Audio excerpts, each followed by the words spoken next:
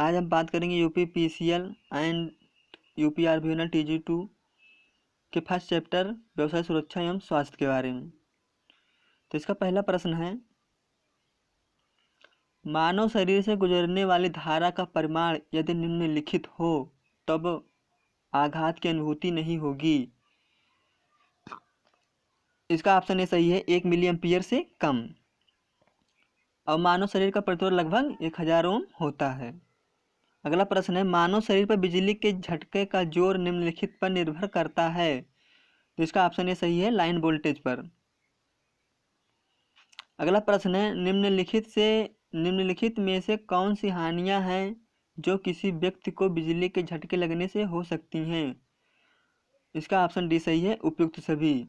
श्वास में रुकावट, मूर्छा तथा हृदय गति रुकना व मृत्यु और किसी अंग विशेष पर छाले पड़ जाना या मांस का जल जाना, ये सभी व्यक्ति को बिजली के झटके लगने से हो सकती हैं।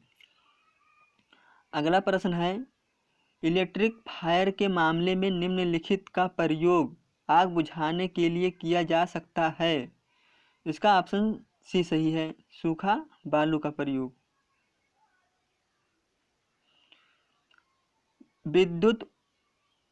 अगला प्रश्न है, विद्युत उपकरण में स्पार्किंग का कारण हो सकता है।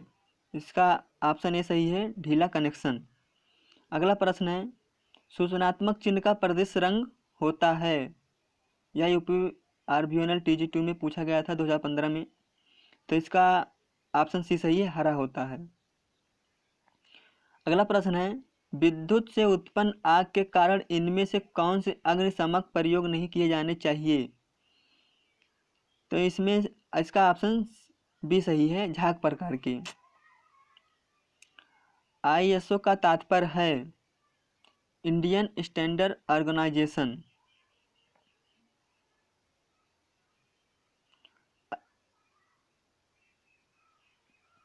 अगला प्रश्न है, वर्कशॉप में भारी सामान उठाते समय अधिकतम भार शरीर के किस अंग पर होना चाहिए। इसका ऑप्शन बी सही है, पैरों पर। विद्युत से उत्पन्न आग को बुझाने के लिए निम्न में से कौन सा अग्निशमक यंत्र प्रयुक्त है। इसका ऑप्शन सी सही है, हेलन अग्निशमक। अगला प्रश्न है, निम्नलिखित के प्रयोग से बिजली के कारण लगी आग को बुझाया जा सकता है। तो इसका ऑप्शन बी सही है, कार्बन टेट्रा क्लोराइड से।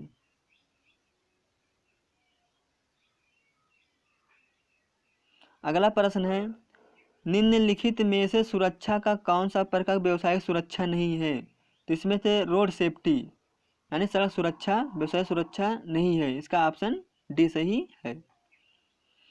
अगला प्रश्न है, घावों को भरने के लिए प्राथमिक उपचार के डिब्बे में डाट की ट्यूब होनी चाहिए। तो इसका ऑप्शन सी सही है, बीटाडीन की ट्यूब होनी चाहिए। अगला प्रश्न है, यदि तेल, पेट्रोल या विद्युत दोष की वजह से लगी आग हो तो प्रयोग किए जाने वाला अग्निशमक होगा। यह यूपी आरबीएनएल टीजी2 2015 में पूछा गया था। तो इसका ऑप्शन सी सही है, CTC। अगला प्रश्न है, ये चित्र देखिए, दिया हुआ चित्र निम्नलिखित में से किसका चिन्ह है। तो यह इसका ऑप्शन सी सही है, विद्युत झटके के खतरे का चिन्ह है। अगला प्रश्न है, निम्नलिखित में से कौन सा फाइल का प्रकार नहीं है। इसका ऑप्शन बी सही है, आयताकार फाइल का प्रकार नहीं होता, वर्गाकार होता है, त्रिकोणीय होता है, सपाट, ये फाइल के प्रकार होते हैं। अगला प्रश्न है, CO2 अग्निशमक निम्नलिखित में से किन प्रकार की अग्नि को बुझाने के काम आता है। इसका ऑप्शन डी सही है, बी एवं डी। अगला प्रश्न है, किस तरह का अग्निशमक इलेक्ट्रिक अग्नि को शमन करने योग्य है। इसका ऑप्शन बी सही है, कार्बन डाइऑक्साइड अग्निशमक। अगला प्रश्न है, वाटर ब्रेक परीक्षण को डॉट डॉट में उपयोग किया जाता है? तो इसका आंसर हो जाएगा डी ऑप्शन इसका सही है। वाटर ब्रेक परीक्षण सतह की सफाई की जांच में उपयोग होता है। अगला प्रश्न है, बाह्य उपचार प्लांट में अग्नि अपशिष्ट को डॉट डॉट ए मिलाने पर निष्प्रभावी किया जा सकता है? इसका ऑप्शन ए सही है, क्षार। अगला प्रश्न है, दिया हुआ चिन्ह डॉट डॉट चेतावनी को दर्शाता है?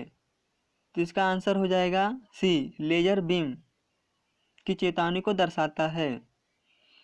अगला प्रश्न है, सूचनात्मक चिन्ह की पृष्ठभूमि डॉट डॉट रंग की एवं आयताकार डॉट डॉट होता है? तो इसका ऑप्शन सी सही हो जाएगा, हरे और वर्गाकार। सूचनात्मक चिन्ह हरे पृष्ठभूमि, हरे रंग की एवं आकार में वर्गाकार होता है। अगला प्रश्न है, निम्न में से किन चिन्हों की बॉर्डर एवं बीच में बना क्रॉस लाल रंग हुआ होता है? इसका आंसर ए सही है, निषेधात्मक चिन्ह।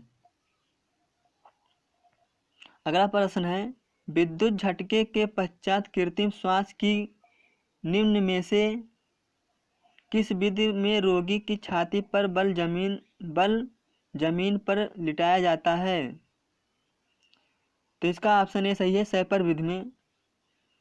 विद्युत झटके के पश्चात कृत्रिम श्वास की सैपर विधि में रोगी को छाती के बल जमीन पर लिटाया जाता है। अगला प्रश्न है, लाल रंग का बॉर्डर तथा लाल रंग की क्रॉस पट्टी किस प्रकार के सुरक्षा संकेत में बनाई जाती है? इसका आंसर ये सही है, निषेधात्मक। लाल रंग का बॉर्डर तथा लाल रंग की क्रॉस पट्टी निषेधात्मक प्रकार के सुरक्षा संकेत की बनाई जाती है। निषेधात्मक संकेत वृत्त के आकार के ये संकेत लाल रंग के बॉर्डर तथा क्रॉस बार और सफ़ेद बैकग्राउंड पर काली आकृति द्वारा बनाए जाते हैं। इनके द्वारा विशेष प्रकार के कार्य को मना किया जाता है। अगला प्रश्न है, विद्युत तारों में लगी आग को बुझाने के लिए प्रयोग किया जाना अग्निशमक यंत्र है? इसका आंसर सी सही है, कार्बन टेट्राक्लोराइड युक्त यंत्र। अगला प्रश्न है, कृत्रिम श्वास क्रिया की सरलतम विधि है? मुंह से। इसका आंसर सी सही है, मुंह में श्वास देना।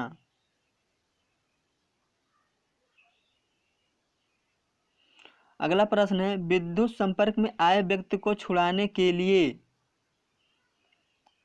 तो इसका आंसर ये सही है, मेन स्विच को ऑफ कर देना चाहिए। अगला प्रश्न है, विद्युत कार्यशालाओं में अग्निशमन हेतु? इसका आंसर डी सही हो जाएगा, उपरोक्त तीनों वस्तुएं उपलब्ध होनी चाहिए। नंबर 1, अग्निशमन यंत्र उपलब्ध रहने चाहिए, रेत से भरी बाल्टियां उपलब्ध रहने चाहिए, जल की व्यवस्था हेतु जल से भरी ओवर हेड टंकी होनी चाहिए।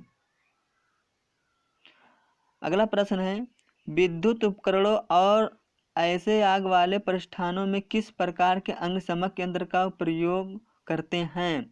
इसका आंसर बी सही है, हेलन प्रकार का।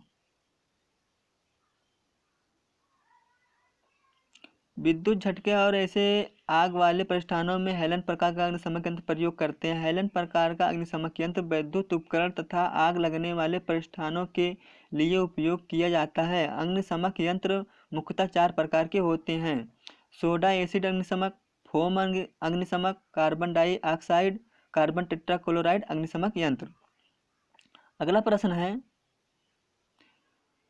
बिजली से लगने वाली आग को बुझाने के लिए किस प्रकार के अग्निशमक का प्रयोग किया जाता है? इसका आंसर ए सही है, हेलन के अग्निशमक। यह यूपीआरबी ने TG2 में 2016 में आया था।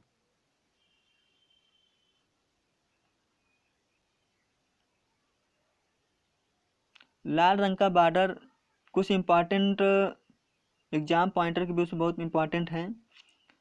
नंबर 1, लाल रंग का बॉर्डर तथा लाल रंग की क्रॉस पट्टी किस प्रकार के सुरक्षा संकेत में बनाई जाती है? निषेधात्मक। विद्युत तारों में लगी हुई आग को बुझाने के लिए प्रयोग किए जाने वाला अग्निशमक यंत्र है कार्बन टेट्रा क्लोराइड युक्त यंत्र। कृत्रिम श्वास की सरलतम विधि है मुंह से मुंह में श्वास देना। अगला प्रश्न, विद्युत संपर्क में आए व्यक्ति को छुड़ाने के लिए मेन स्विच को ऑफ कर देना चाहिए। अगला पॉइंट, विद्युत उपकरण और ऐसे भाग वाले प्रतिष्ठानों में किस प्रकार का अग्निशमक यंत्र प्रयोग करते हैं? हेलन प्रकार का। अगला पॉइंट, विद्युतमय तार से संपर्क होने पर एक व्यक्ति को झटका लगता है, झटका लगा व्यक्ति फेंक दिया जाएगा यदि विद्युतमय तार के संपर्क में रहेगा। विद्युतमय तार के संपर्क में आए व्यक्ति को बचाव के लिए आप क्या प्रथम कदम उठाएंगे? तो वह कदम उठाएंगे उसे विद्युतमय तार से पृथक्कृत करेंगे। अगला पॉइंट, जब किसी चालक में विद्युत धारा प्रवाहित की जाती है तो उसमें ऊष्मा उत्पन्न होती है। अगला पॉइंट, सामान्य हीटर का एलिमेंट प्रायः किस आकार का बना होता है? तो वह बना होता है गोलाकार। अगला पॉइंट है, इलेक्ट्रिकल आयरन का सोल प्लेट किसका बना होता है? तो इसका आंसर कास्ट आयरन का बना होता है। अगला पॉइंट है, इलेक्ट्रिक आयरन का एलिमेंट किसका बना होता है?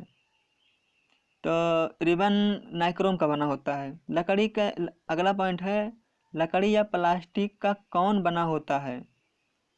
हैंडल। अगला पॉइंट है, तरल पदार्थ को गर्म करने के लिए किसका उपयोग करते हैं?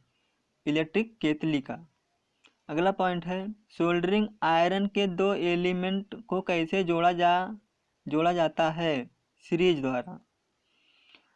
अगला पॉइंट है, नाइक्रोम किसका मिश्र धातु है? निकिल और क्रोमियम का। निकिल 80% और क्रोमियम 20% होता है। नाइक्रोम की तार का गलनांक क्या होता है? इसमें लगभग 1380 होता है, यहाँ पर गलत लिखा गया है, 1380 होता है। आप कमेंट में बताइएगा जरूर। अगला प्रश्न है, नाइक्रोम की तार का तापीय प्रसार गुणांक क्या है? तो नाइक्रोम का तापीय प्रसार गुणांक 0.0017 प्रति डिग्री सेंटीग्रेड होता है। अगला पॉइंट, घरेलू रेफ्रिजरेटर किस सिद्धांत पर कार्य करता है? तो वह घरेलू रेफ्रिजरेटर वाष्प कंप्रेशन रेफ्रिजरेशन सिस्टम पर कार्य करता है। अगला पॉइंट है, घरेलू रेफ्रिजरेटरों में उपयुक्त रेफ्रिजरेंट कौन है? तो फ्रियान होता है। अगला पॉइंट है, आधुनिक घरेलू रेफ्रिजरेटरों में एक्सपेंशन वाल्व को किससे बदला जाता है? तो वह बदला जाता है कैपिलरी ट्यूब द्वारा। अगला पॉइंट है, घरेलू रेफ्रिजरेटर का कंडेंसर कैसे लगा होता है? तो लगा होता है रेफ्रिजरेटर के पीछे। अगला पॉइंट है, एवापोरेटर में प्रवेश करने वाला द्रव रेफ्रिजरेंट किस पर होता है? तो वह निम्न दाब और तापमान दोनों पर होता है। अगला पॉइंट है, किसके कारण मोटर चलते समय गर्म हो जाती है? निम्न वोल्टेज के कारण। किसके कारण मोटर धीमी चलती है? मोटर ओवरलोड के कारण। अगला पॉइंट है, मोटर चलती रहती है परंतु कूलिंग अपर्याप्त होती है, तो इसका कारण है रेफ्रिजरेंट गैस कम होने के कारण। अगला पॉइंट है, किसके कारण काम करते समय कंप्रेसर बहुत अधिक शोर करता है? माउंटिंग बोल्ट ढीले होने के कारण। मोटर चलती रहती है चाहे रेफ्रिजरेटर के अंदर तापमान निम्न हो, इसका कारण है थर्मोस्टेट में दोष। अगला पॉइंट है, रेफ्रिजरेटर का वाल्व कार्य नहीं करता है, इसका कारण है डोर स्विच में दोष। अगला पॉइंट है, विशेष आवश्यकता का अप्राकृतिक वातावरण किससे प्राप्त किया जा सकता है? एयर कंडीशनर से। एयर कंडीशनर देता है ठंडी व गर्म हवा दोनों, तो रेफ्रिजरेटर ठंडी व गर्म हवा दोनों देता है। एयर कंडीशनर की क्षमता किसके द्वारा मापी जाती है? टन में। एयर कंडीशनर मतलब एसी, जो एसी की क्षमता होती है वो टन में मापी जाती है, कितने टन की एसी है, जैसे 1 टन, 1.5 टन, 3 टन, 5 टन, ऐसे मापी जाती है। एयर कंडीशनर में कंडीशनर फैन कैसे, ब्लोअर फैन कैसे, किससे चलाए जाते हैं? विभिन्न मोटरों द्वारा। अगला पॉइंट है, एयर कंडीशनर में प्रयोग होने वाला रेफ्रिजरेंट क्या होता है? तो इसमें जो गैस प्रयोग होती है वो फ्रियान होती है, फ्रियान 12।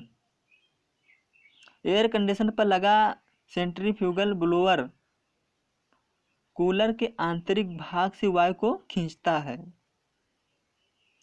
पुनः संचरण के लिए सेंट्रीफ्यूगल ब्लोअर द्वारा चूसी गई वायु के साथ मिली ताजी वायु का प्रतिशतता क्या होगी? 25%। वाटर कूलर की क्षमता किसमें मापी जाती है? लीटर में। तात्कालिक प्रकार का वाटर कूलर प्रयोग किया जाता है जहां पानी की सप्लाई 24 घंटे उपलब्ध हो।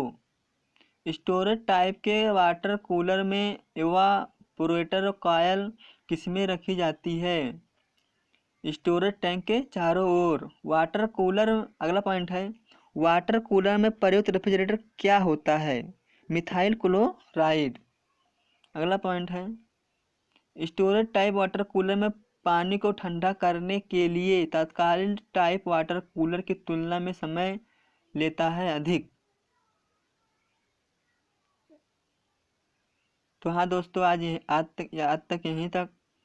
इसके बाद अगले वीडियो में मिलेंगे। अगर हमारा वीडियो पसंद आया तो लाइक करें एंड कमेंट करें। Thank you.